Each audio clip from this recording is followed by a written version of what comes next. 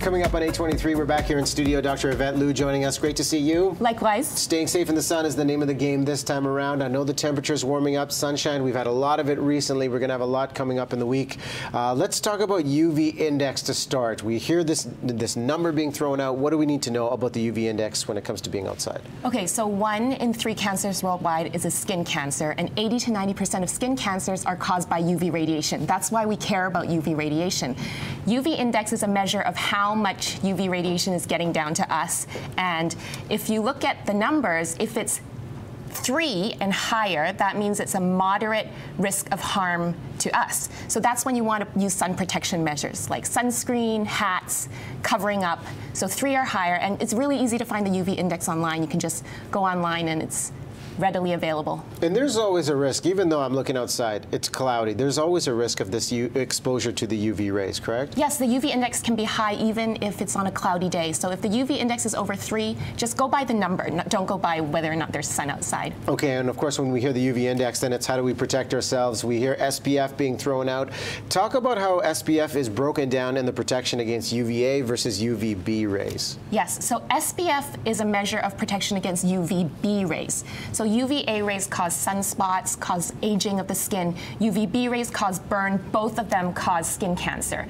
Now, SPF is a funny number because you think that SPF 30 would be double the protection of SPF 15, but it's actually not. As we can see on the chart here, SPF 15 provides 93% protection, SPF 30 provides 97% protection, and SPF 50 only provides 1 extra % of protection. And that's why we recommend that people buy a sunscreen of at least SPF 30, because higher than that, you don't get that much additional protection for a large increase in SPF. So we're not seeing that double from SPF 15 to 30 and higher on that. That's an interesting point. And if we're going outside and we're using this type of lotion, you've got an example here. How much should we be using? If it's a sunny day and you have a moderate to high level of UV index, how much is enough to be covered and protected? Most people don't use enough sunscreen. Most people are only using 25 to 50% of the required amount of sunscreen.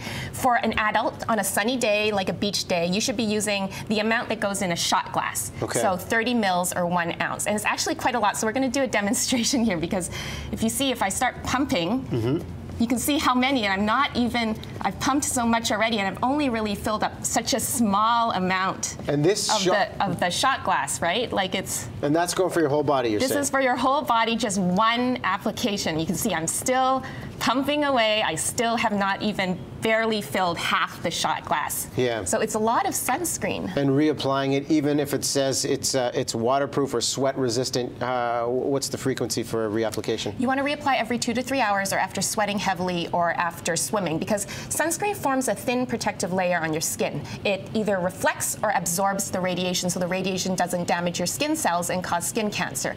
So if that protection layer is compromised, you have to reapply it. Okay, now say we're in the situation where we do get the sunburn. What are the greatest tips to heal from that burn and minimize the damage? Okay, so sunburn, the first thing you want to do is make sure that you act quickly. So if you feel your skin sort of tingling, if it's getting red, then you want to get out of the sun right away and protect yourself, get in the shade. And then the next thing is you want to cool the skin, so spray water on it. You can take a cool bath, cool compresses, hydrate, drink lots of water, because if you're getting a sunburn, it means you've been out in the sun. And then you want to moisturize, because sunscreen can cause much drying of the skin. It can cause flaky skin. You can use like an aloe vera lotion or calamine lotion. Medicate. Anti-inflammatories can be really helpful for sunburns because they actually reduce the inflammation and can reduce skin damage, so like ibuprofen or Advil. And then you want to monitor. So if your sunburn is over 20% of your body, if you have any full body symptoms like fever or chills, nausea, vomiting, severe dehydration, you want to get help, medical help. We're just wrapping up, but quick comment on the idea of using the lotion versus the spray when it comes to protection in SPF. Yes, so there are some concerns about the spray-on sunscreen.